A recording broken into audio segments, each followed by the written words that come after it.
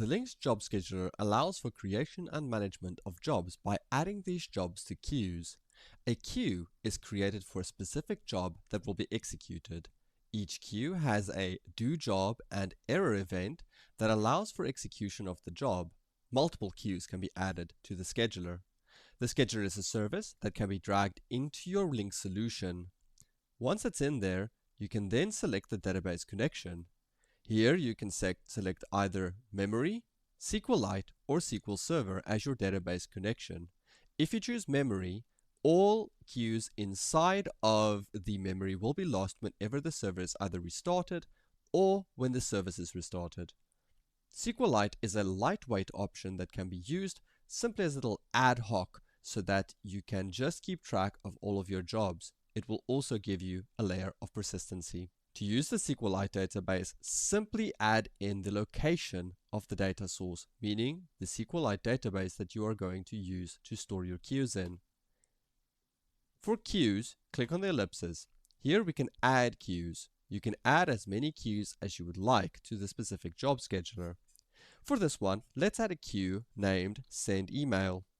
After we selected our name, we can also define things like a data type, which will provide us input data for the specific job to be executed, max concurrency, batch size.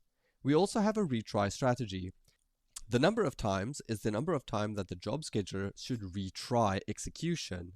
Seconds to wait is the amount of seconds that it needs to wait in between every retry. For more information, look at the Linx documentation. You can also add errors. If you select this, the error function will become available. Inside of the job scheduler, we have do jobs. This is the event handler for the job that needs to be executed. We put our logic inside here. The error event handler is where we will handle any errors that might occur during the job's execution.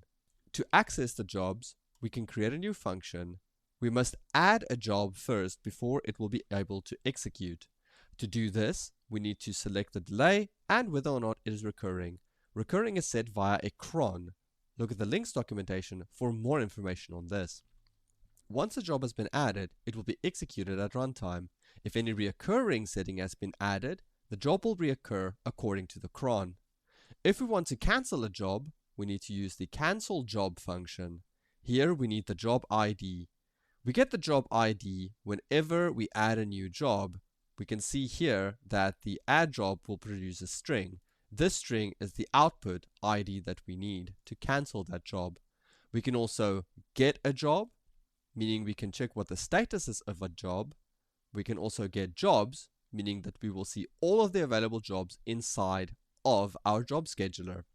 Let's say max results 100, and we can select the statuses here. Let's select all statuses.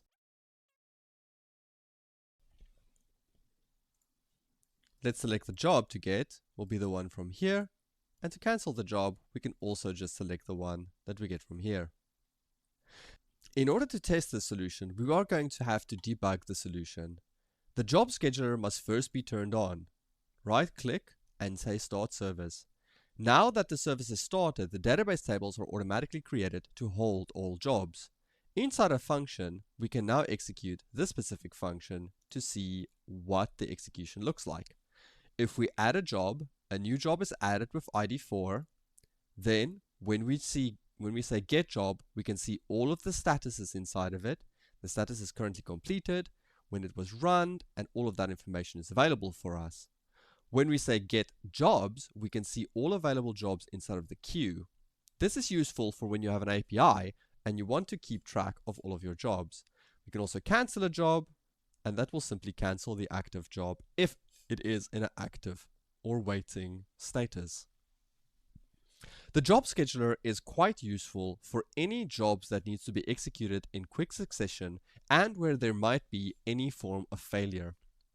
Since the job scheduler automatically handles retry, it allows you to simply focus on the logic and let Linx handle what happens when errors do occur.